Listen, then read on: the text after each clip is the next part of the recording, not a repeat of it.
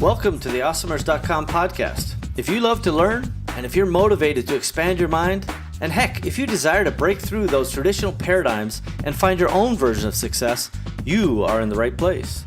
Awesomers around the world are on a journey to improve their lives and the lives of those around them. We believe in paying it forward, and we fundamentally try to live up to the great Zig Ziglar quote, where he said, "You can have everything in your life you want if you help enough other people get what they want." It doesn't matter where you came from, it only matters where you're going. My name is Steve Simonson, and I hope you will join me on this awesomer journey. If you're launching a new product manufactured in China, you will need professional, high-resolution, Amazon-ready photographs. Because Simo Global has a team of professionals in China, you will oftentimes receive your listings photographs before your product even leaves the country.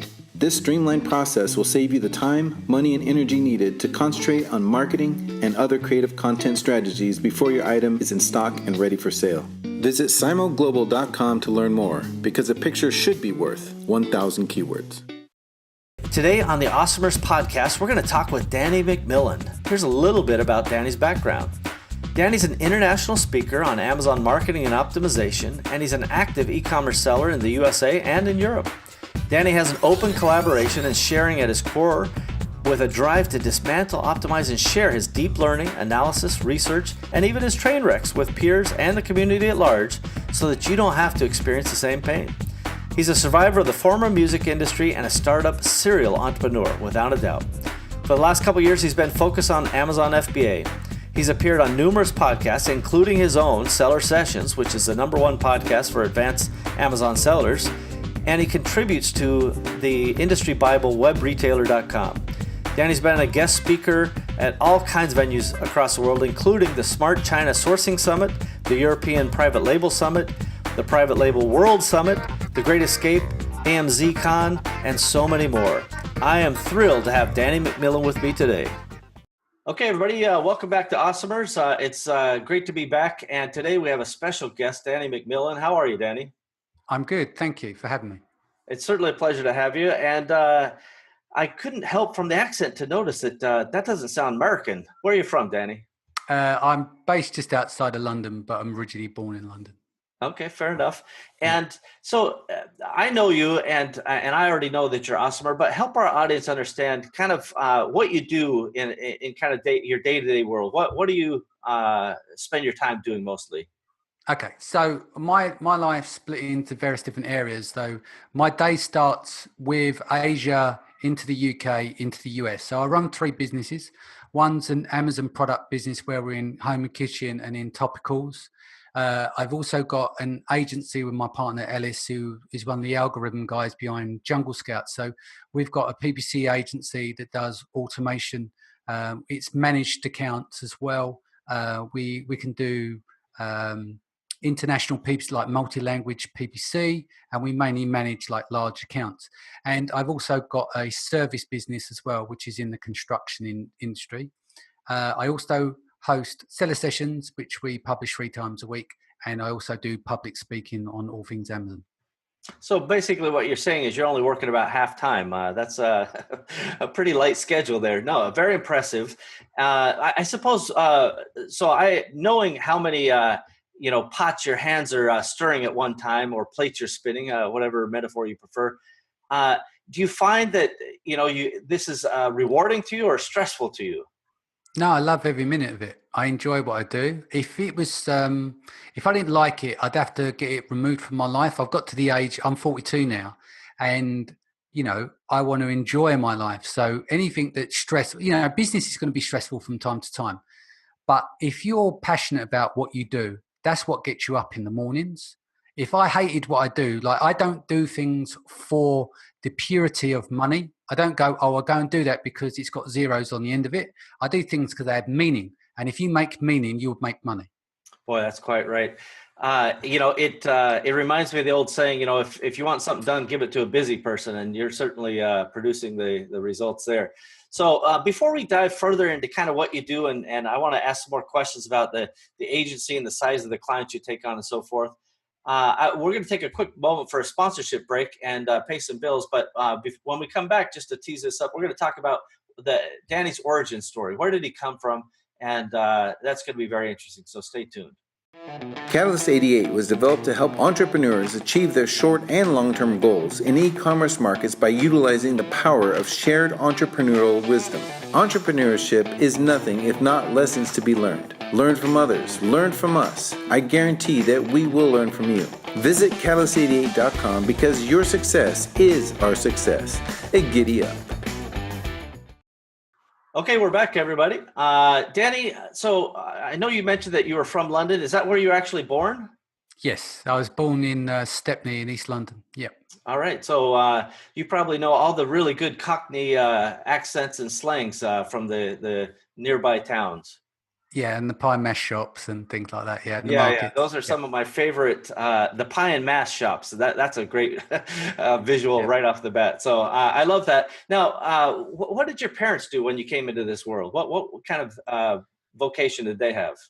Well, it's a bit of a strange one. Like I don't see my father, and when I was a baby, my father left, so it was just me and my mum really.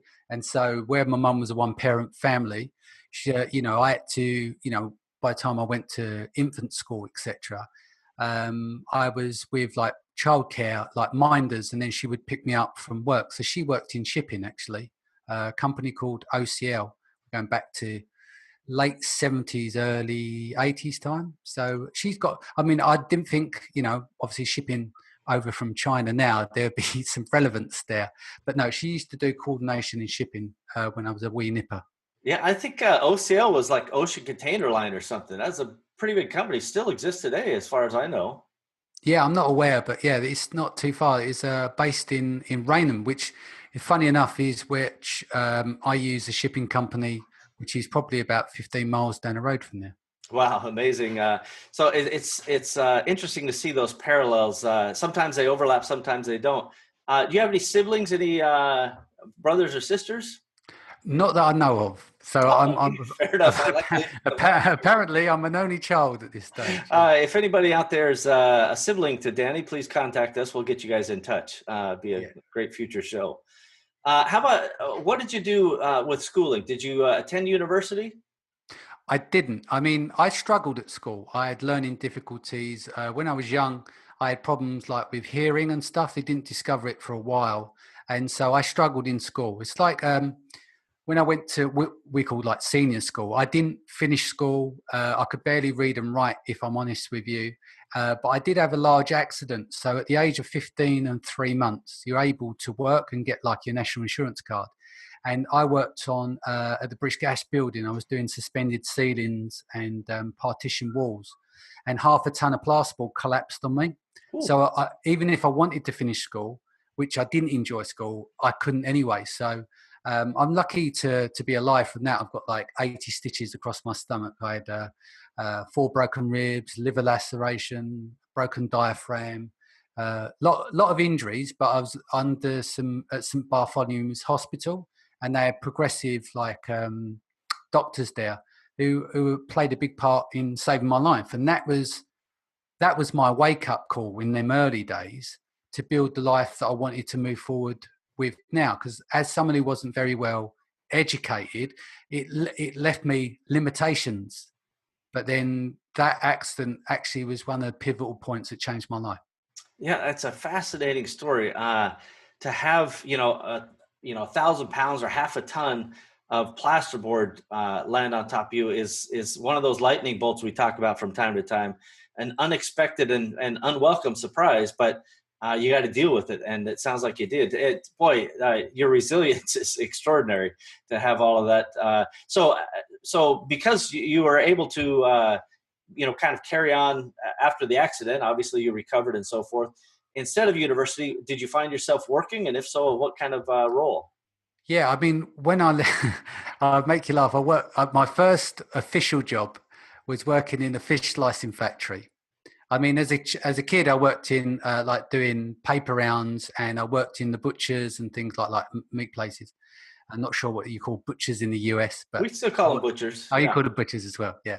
So so I was doing those kind of jobs, and then I did some spraying and French polishing. But what I really wanted to do was to get into the music industry. And so after the accident, I thought, right, I don't I didn't enjoy school, but I knew I wanted to do something related to music. And back then, acid house had just kicked in. You could make music on computers, so it's just started to change over with synthesizers. So what happened is you could be a record producer, and you didn't have to be a very good like musician per se, but if you could program beats and stuff like that. So I always wanted to get into the music industry. I even wrote to our local mayor, and he pretty much laughed and said, "Why don't you become a carpenter?" Because he didn't make any sense, and it's very difficult to get an engineering job at a college or with a esteemed like engineering school back then, and it'd been very costly. So, but I made it into the music industry by working at record labels. So I started in PR and promotions, and then built up from there. But So where that's I got, just to ask the question. So when you started out, you're like, I'm going to get in the music industry, and people kept turning you away. They're like, no, go yeah, be a carpenter, kid. Forget that idea. yeah, This is a common thing that, no matter where your path takes you, normies from the outside world, that these are not awesomers, but normies are like, no, just get into your lane. Go be a yeah. carpenter and, get with the program. But you Go and get a decided, real. no, Yeah, I'm well, going to do people whatever. say go and get a real job. Go and get an education. Go and do all that. I mean, where I learned to read and write, like a more an advanced level to what I was at then, like when you have a steely determination.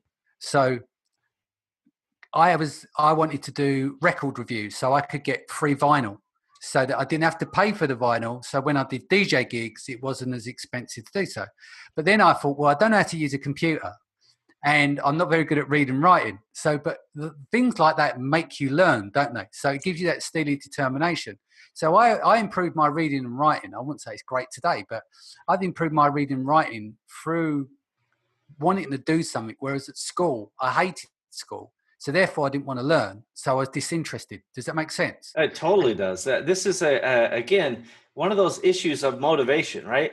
In Yeah, school, they're like, "Hey, do this, do that," and it's often presented in such a way that is undesirable, annoying, and in my son's case, he also dislikes it immensely, and he yeah, has no motivation to do it. Whereas if he needs to learn a skill to play his favorite video game or to pursue his interest, like you did, yeah. he's all for it, right? And that's your motivation was to be in that.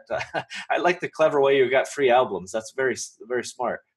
Yeah, so that was my goal. So first couple of years I bummed around in jobs that I didn't enjoy to try and get that break. And the break come from working at a record label for something like £100 a week. I'd already moved out of home, so very limited on my resources. So renting somewhere back then, and food and travel and doing the job on £100 a week was quite Wow. tricky to do. And then you learn the business, and then you move to other labels, and you start to grow up from there.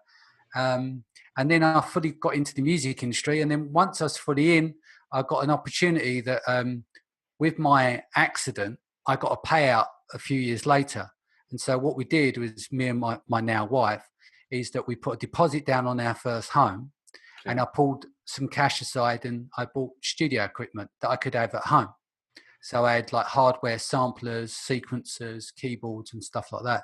So that was that. The advantage of that accident gave me a cash windfall, and with that, I felt that I'd done quite well with it, because I put myself on the property ladder at 19 years old, Wow. and then my first house was something like £48,000. You'd laugh nowadays. You couldn't get a Yeah, that's a shoebox. crazy low amount. So and then with the rest of the money, I thought, right, okay, so buy the property. I'm still employed, working in the record company, and if I use this by the studio, I can then make records outside that time to get me on my road to where I wanted to go. Boy, I just love the can-do attitude. It's a common thing for awesomers to end up being scrappy, right? And you were able to leverage that the payout from the accident, which was well deserved, no doubt, and be able to put yourself not just in studio equipment, which is already has an industrious use to it, but also having the home, a little bit of security. It sounds Yeah. to me like your mind wanted a little of each, right? A little future adventure and a little bit of security. Is that how you saw it? Yeah, I mean, most people at the age of 19 would have partied that money away, wouldn't they? You know, Right? they've gone Yeah. and It's had like, fun, here's a cool had car and some a bunch whole. of drinking. Exactly. So I thought, well, I don't know when the next windfall would come from. It's that scarcity thing. Like when you're young and you don't come up with a huge amount of money, a windfall can do two ways for people that come from more like a poorer background. Is that, some people just don't know, like lottery winners. That was Sure. my small lottery. But lottery winners are notorious for, spinning their money away because they don't know what to do. It's almost they're embarrassed with their lot and they almost have to get rid of it. And you see a lot of lottery winners will go not bankrupt, but they'll be poor again within a few years of winning that money. And, back then, I think because I had a path and I knew I wanted to go, and I looked at it and I thought, well, we need a home, got a family, and I want a studio, but I didn't know if the music industry thing, like making records, would work. But it was a shot. I could always sell the equipment, with a 40% cheaper price, if it didn't work out.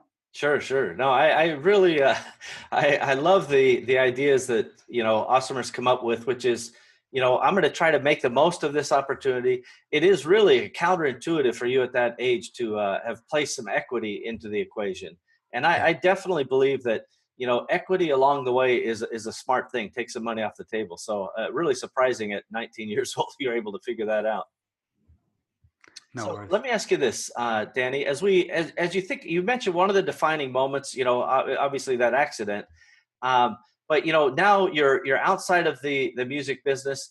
How did that Mm. transition come about? Well, the transition for that is that in 2008, I got to see, I had a reasonably good music career. So like there's a Wikipedia entry and so in 1998, just on the music side, I had my major break. So I released like mix albums and I was involved with like in the US, you've got like the breakbeat scene. I came to Miami and see Miami breaks and we come back to the UK and there was a culture that built around it. It was called New School Breaks. And part of that, I ended up being on a show on Kiss 100 that I used to host on a weekly basis. Hmm. And I blew up as part of the scene. And that's where I got my chance from being in a niche. Yeah. So that allowed me to travel the world for a few years, DJing, making records, etc. But like with anything in the music industry, it has to come to an end. So I got around to 2006, 2007, 2008, I was transitioning from being a record producer running a label into an audio engineer, a mastering engineer. So I used to master digital recordings as well. And I used to teach a lot of the colleges. But I wanted to look for my next move. And I met someone from Hatton Garden, the Gold District here in the UK. He came on one of the courses and he approached me about setting up a online music project of some kind, like a community or whatever. And back then I was like, what the F do I know about the internet? And he went, don't you worry, we will learn. And that's what we did. So we ended up setting up Rhythmix in about 2008. So we spent about 13 months in production. All the things that you should never do, but you do all of them. So my baptism of fire was going from the music industry, going on to the internet, absolutely clueless. I could use email and we basically had MySpace and Bebo and social profiles before really like Facebook really took off back then. Sure. But absolutely clueless. And so we went on this big rampage, building this all for everyone, trying to build something, and then no one came, and then screwed up all the SEO. It was an absolute disaster, but it was the best learning thing in the world. So that was really my big transition. I got 10 years worth of understanding how online works in a 24-month period. So Yeah, it was that's incredible. so often we learn the most when we embark on a mission that we've never done before, which is what it sounds like you and your partner did there. And Yeah. then when it doesn't go well, man, oh man, the learning comes at speeds that are really ridiculous. So Yeah. that experience, what did you do from there? How did you parlay that experience into something? So, well, basically, what happened from there, it was a rough couple of years. So, from 2008 to say 2010, we had to lay off members of the team. We're trying to change direction. We spent too long launching. We didn't get our economic model right. Everything kind of went wrong. And it was one of those things, where if I were 2 years ahead of the curve and had some online experience, I may have salvaged it, right? But because I was absolutely clueless and never ever done it before, it's like me trying to be a professional basketball player and then walking out onto the court, never played basketball in my life. And then you had to learn through a baptism of fire. But you're never going to recover to be any good. You're always going to be a disappointment, or it's going to go wrong because you simply had none of the foundations. Yeah.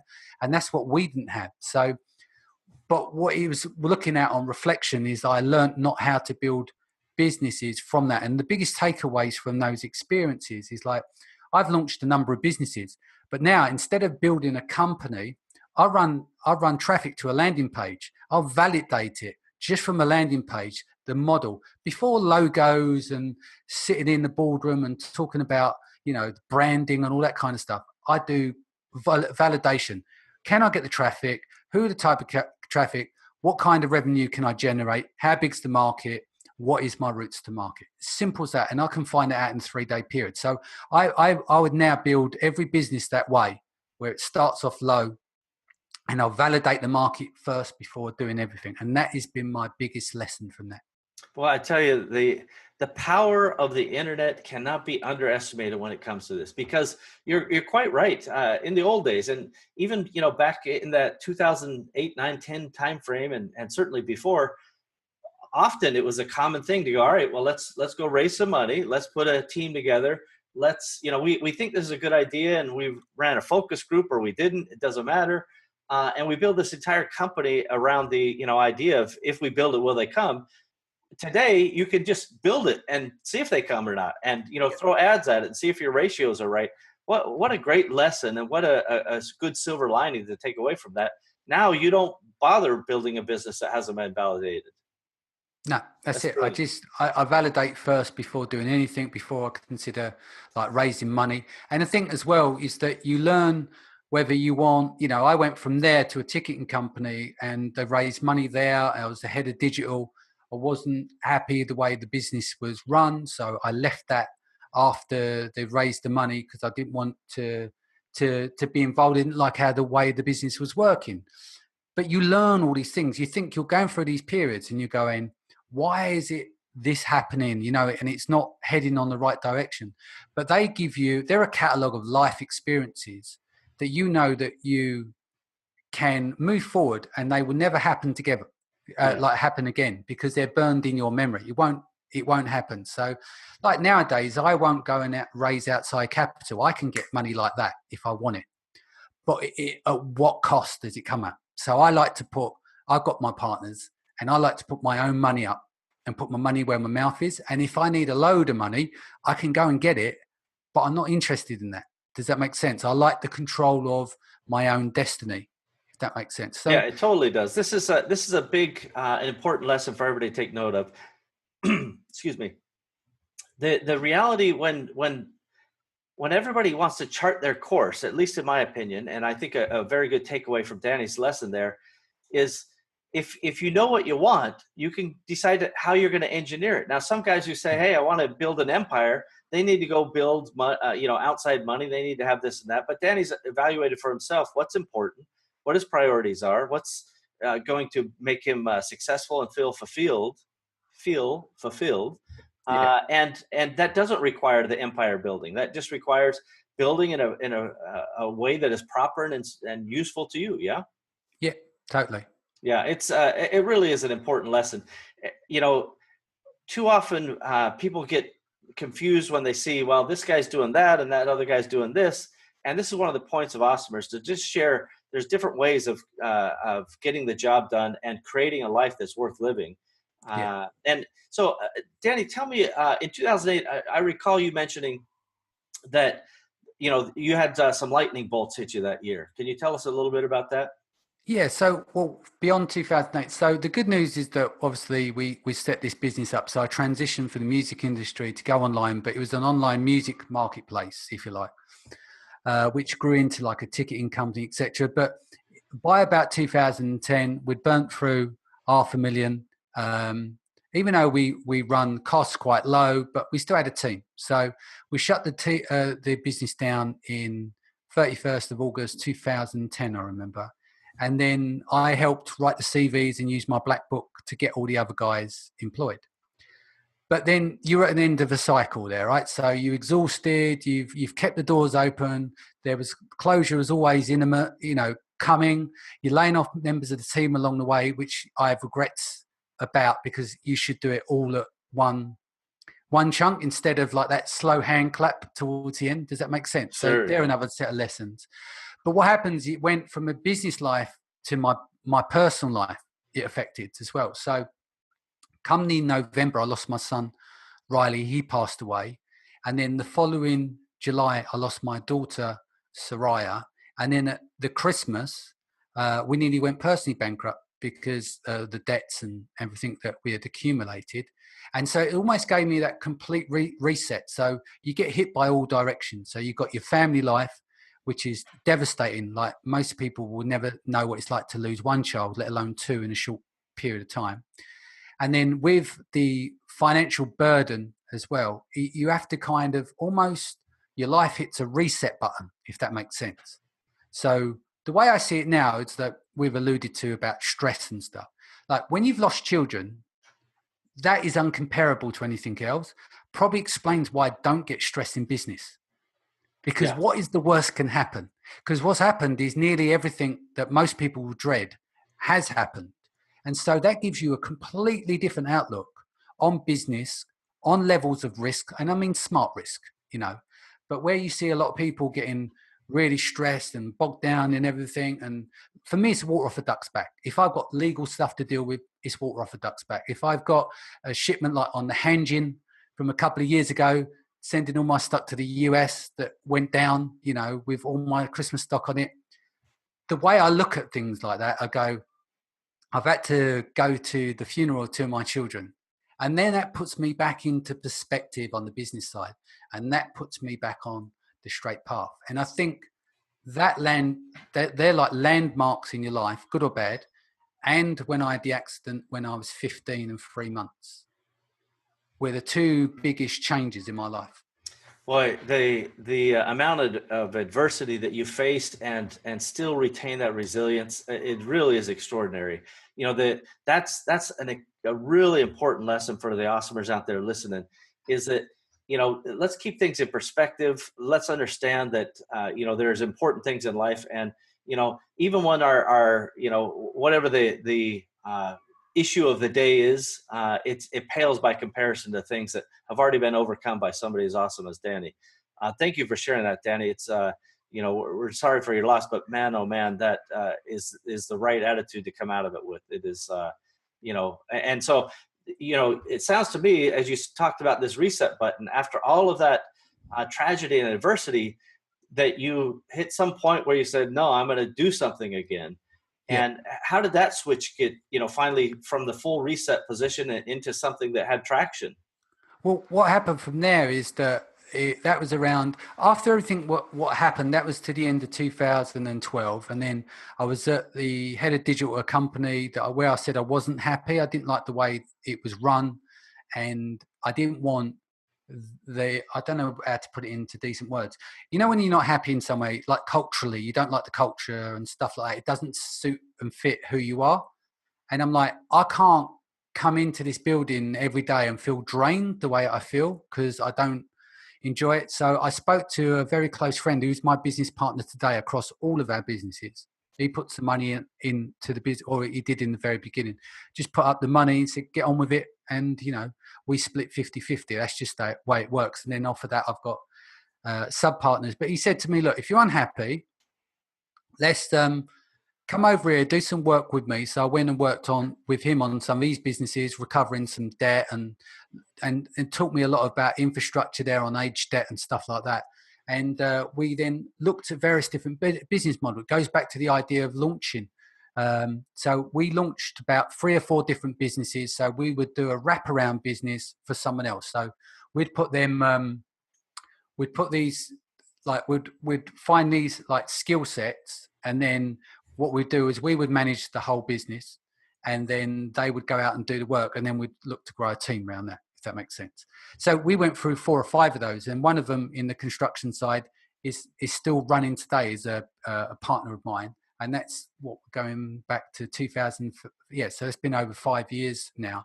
So that's been successful for us. That's been great. So off the back of that, we got to 2015, and I thought, I want to reverse engineer marketplace because I've worked in commerce. I've got a good background in understanding the PPC and stuff. I found Amazon, and that's where it really took off for us, is that discovering Amazon, discovering FBA, and everything's just grown from there. And then we built Seller Sessions, and then we got Data Brill, the agency, and we're still growing and trying to spread out with what we're doing today. And basically, focus on a diverse portfolio of businesses to avoid risk, because you've got a lot of 7-figure, say, Amazon sellers out there who are struggling to pay rent. They don't have that diversification, and they've got that risk if their account goes down and stuff.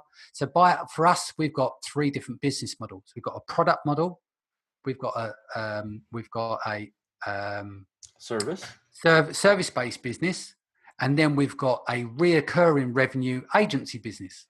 So even though they're both service business, one's technology driven, one's non-technology driven. So very old school. So in this industry, like in the construction side, people are still using fax machines and stuff like that. But we've modernized what we do, and that's what works for us. Does that make sense? Oh, it totally does. Yeah. A modern take on that.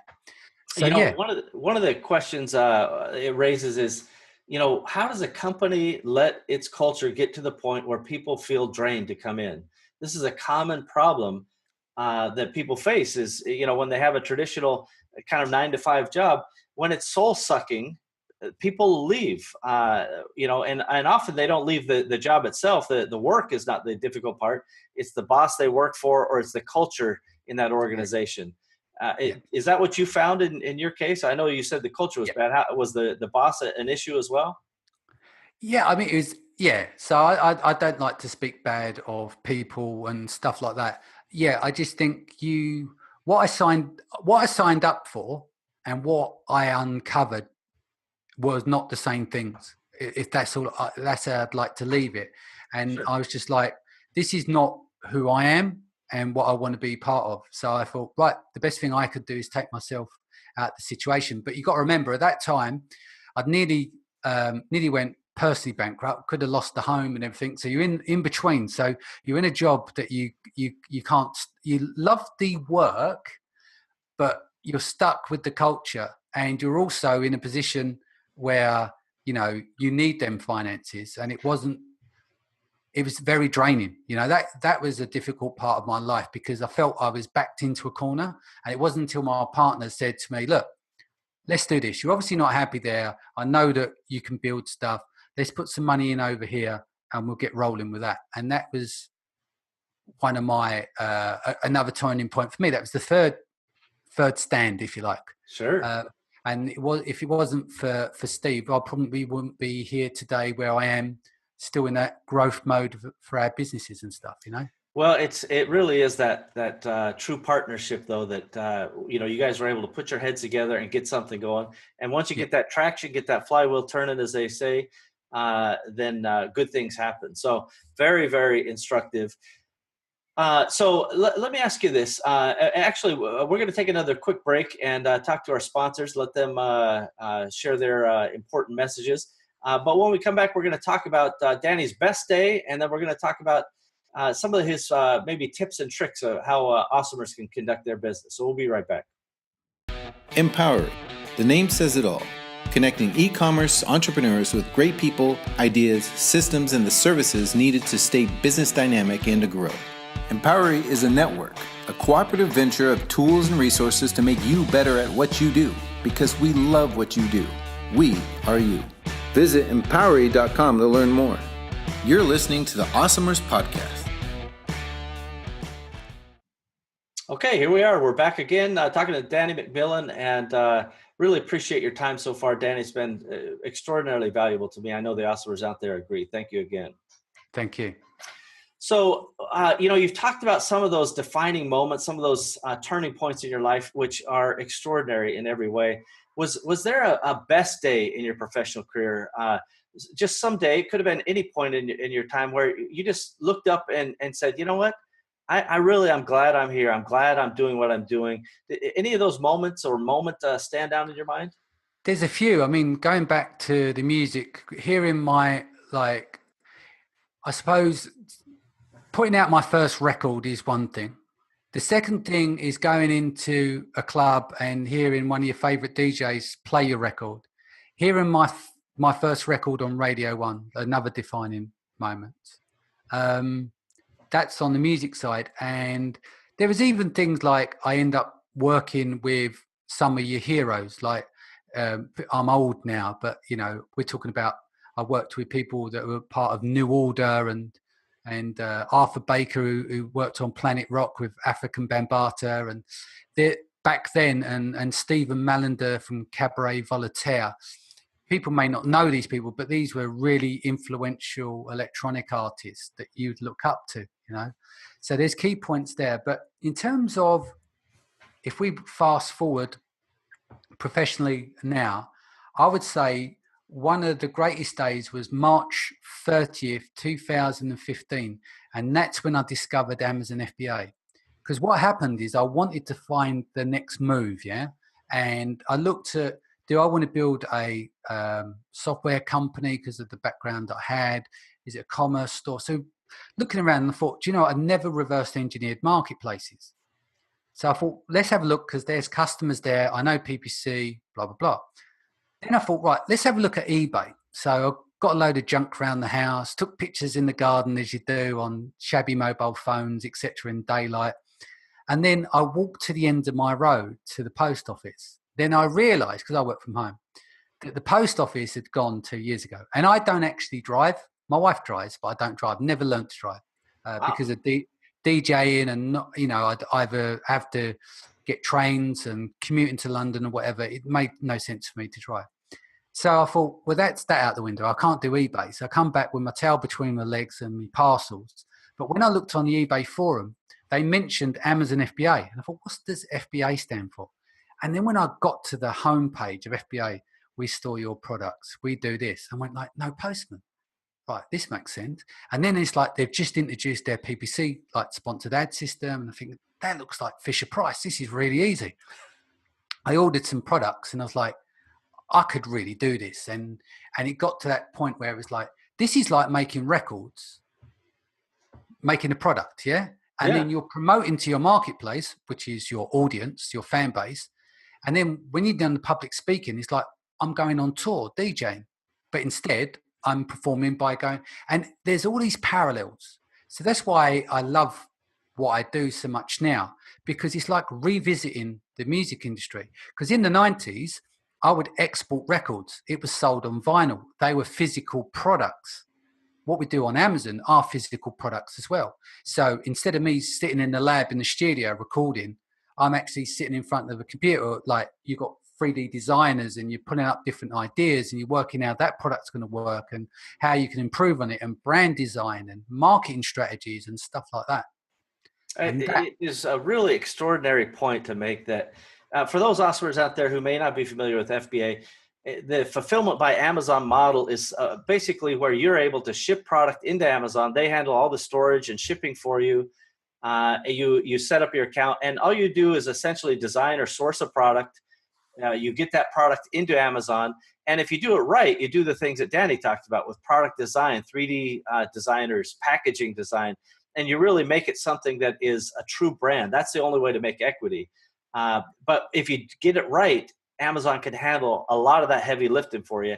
And that is a really unique thing compared to, 20 years ago when I started in e-commerce. Those types of services didn't exist. eBay was the only game in town at that stage in terms of marketplaces. Amazon had just come out with something called Z Shops in late maybe 99 or early 2000, but it was a disaster to start with. So it's really inspiring to see you take the parallels from the music business and put them into the physical products business, which is essentially, they are the same thing. You're creating a product, you're marketing to an audience, and then you're fulfilling on that order when it comes in, and ideally engaging the customers long-term. Yeah, it's like you have a hit record and you have a hit product. You have a failed product and your record flops. The vinyl doesn't sell. I had a few of those as well, but that's all part of the learning process. We've all had the flops. Believe me, I could tell you stories. Yeah. How many millions I've wasted over the years on mistakes and flops. So I love that. That's excellent. Best day. That's really really cool. So as we start to wrap up, Danny, tell me this: is there any kind of tool, whether it's an app on your phone or a Shopify plugin or any of that kind of stuff, WordPress or anything that really is something that is a favorite tool that helps you business day to day, helps your business day to day? I think that's a hard one because of the different businesses we come across the board. If I was going to use a tool that can go across the board, it's not a production tool, but it's a tool that I've driven to build businesses off.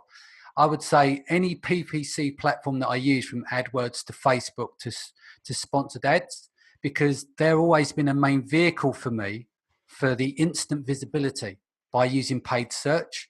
And I think that's the most powerful tools I've used for any business. Because if there's no paid search on a platform or a market, to me, it's not a business I can build, because I've built all of my businesses from scratch with that in mind. As long as there's a paid search version, I know that I could probably build a business off it. Generally. Well, I tell you, that is, again, such sage wisdom. So Danny earlier talked about the idea of validating and being able to validate in such short periods of time, including as few as 3 days. That's an amazing concept. And pay-per-click marketing is one of the strategies that gets you there, right? You can put up your product and see if anybody cares. It's kind of a fun little hack or cheat to be able to go, does anybody really care about what I'm about to sell or offer? And you get to hit or flop really fast when you put data behind it. It's an amazing tool. Good suggestion. Thank you, Danny. So tell us a little bit more about Seller Sessions and also your agency piece. I know the Seller Sessions, one of the things that I love about it is that you give so willingly and so generously of your time to connect folks selling on the Amazon Marketplace with lots of resources. How's that going, and where do you see the future of that thing? So with Seller Sessions, the goal was always, like your network is your net worth, I think is the term people use. And it's like, takes it back to, like the scrappy thing. It's like when I came into the game a few years ago, in the US, there's a lot of masterminds and things like that. But in the UK, there was nothing. We had to build our own infrastructure here. There was nothing going on, like all the monthly events that's going ahead. I know a lot of the people over here, and there was nothing to begin with really, but we all together worked to build an infrastructure. So I lost my train of thought. We need to edit. No, you're right on point, which is because you had to build it in the UK, Seller Sessions came to be in existence. Yeah, sorry, apology. Yeah, so with the Seller Sessions, for me, the goal was, I believe that in pay it forward. It's like the more you give, the more it comes back. I don't sit there with a spreadsheet and work out what I've given and who gets back. But on the main, it's like you're going to have people that will take the piss, and then you just don't deal with them anymore. They take too much. But I just believe the more you give, the more you get back. And it was my way of, by being out there on a regular basis, meeting with great people, I build an infrastructure of really good people that helps me grow my business. I also become the conduit to help others build their business. And with those people that like message me back, I love Seller Sessions, it's high level stuff, blah, blah, blah. Then they share tips with me, which helps me grow my business. And therefore it goes forth and goes on. And what's happened from that, instead of me, I not maybe back then been in a position to go to paid masterminds, I achieved the similar results by giving back and doing Seller Sessions. And I got a chance to meet great people who would share information with me either privately or on the show. And that's what it's about, really. It's about putting content front and center and meeting new people and networking.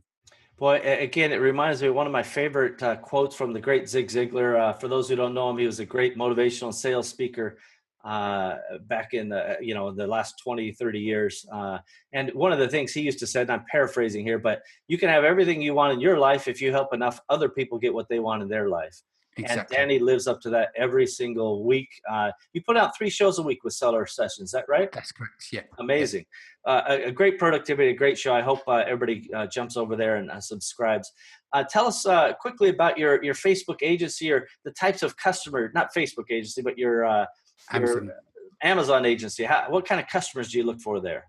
So mainly what we wanted to do is build an agency whereby large companies with large lots of SKU sets were able to go to an agency where it's affordable, where their sales go up, but our price doesn't. So what I mean by that is that normally when you work with an agency, they want a percentage of revenue, they want a percentage of your profit, or worse than that, they want a percentage maybe of your ad spend. So with those three key metrics, it's very easy to trick those metrics to get more out of people. Like, you want to earn more money, encourage them to spend more on advertising. But that isn't necessarily the way people want to work. And if you've got thousands of SKUs, it's very hard for it all to be done manually. So we've got sophisticated algorithms. So it's part managed and 80% is automated. So we're able to take people on that maybe have 1,000 SKUs and they're adding 100 SKUs a year, but their price isn't starting to shoot up. Because normally with a model like that, there's an increase. So the idea is that you can grow your business by adding more SKUs. We will set up the campaigns, but you're always going to pay a fixed price. Amazing. So, yeah, that is a very attractive model. Having been a large advertiser and used agencies for years myself, of every size, managing, hundreds of thousands, even millions of dollars a month in ad spend. The idea of having some sort of fixed cost with a clear service level is very attractive to someone like that. So that's very interesting. So, Danny, tell us where we can find you online, or your various businesses, if you will. Yeah, you can. If you want to check out the podcast, go to sellersessions.com. If you want to check out the agency, go to sellersessions.com/agency. If you need to get in contact with me, got any questions about Amazon, it's danny@sellersessions.com. And if you want to reach me at the agency, it's danny@databrill.com. Data Group? Databrill, BRI. Databrill. Okay, Databrill. Yeah, databrill.com. And just for everybody's benefit and Danny's as well, these types of links will be shown in the show notes. Just as always, we'll have all the various little links for you to make sure that we get them down and easy for you. Danny, it's been a tremendous pleasure to have you here today. Thank you again for your time. And as we close up, I just wonder if you have any words of wisdom for awesomers out there. Maybe that they're struggling, maybe they're thinking about starting a business. Just any words of wisdom that have helped you, or you think that could help them. I think you need to block everyone out, the signals out. If you're passionate about doing something, be smart about what you're trying to achieve. Validate it first. Don't worry about building logos, etc. Just validate your business. But ultimately, the only person you need to worry about is in business, in the sense that you're going to have your critics, is you. And so the only thing that you can do is the buck stops with you, and you need to invest in you. So if you believe something wholeheartedly, you have to put up your own money and you have to back yourself. And that comes through confidence, and expect to fail. But it's how you come back, which is very much important. Boy, wise words spoken there, everybody. I hope you're listening and taking clear instruction from those very wise words. So thank you again, Danny McMillian. We will be back right after this. Hey, Amazon Marketplace professionals. This is Parsimony ERP, and we get one question over and over. Can you please tell me exactly what Parsimony does? Well, we'll try, but this is only a 30-second spot, so we're going to have to hurry. Connect to your Seller Central account and pull all the new orders. Enter the orders with all customer data. Enter all of the Amazon fees and charges. Store them at the item level. Generate profit and loss reports at the SKU level. Automatically generate income statements. Handle multiple companies. Handle multiple brands. Handle multiple currencies. Facilitate budgets and forecasts. Store all customer interactions in a sophisticated CRM system. Manage your supply chain. Project and task management. Maintain an audit log. Hey, you get it. That's Parsimony, PARSIMONY.com. Parsimony.com. We've got that. What a great episode with Danny. Isn't he great? He's definitely one of the awesomers that I enjoy, and his openness and willingness to share the triumphs and the tragedies and all the things that have gone on in his life to help him get on the road that he's on today, which is no doubt in the awesomer realm, is something that very much inspires me, and I hope it inspires you as well. Don't forget to share this with a friend, and why not take a moment and leave us a review about this podcast and let us know how we're doing. We appreciate you. Well, we've done it again, everybody. we have another episode of the Awesomers podcast ready for the world. Thank you for joining us, and we hope that you've enjoyed our program today. Now is a good time to take a moment to subscribe, like, and share this podcast. Heck, you could even leave a review if you wanted. Awesomers around you will appreciate your help. It's only with your participation and sharing that we'll be able to achieve our goals. Our success is literally in your hands. Thank you again for joining us. We are at your service. Find out more about me, Steve Simonson, our guests, team, and all the other Awesomers involved at awesomers.com. Thank you again. Awesomers.com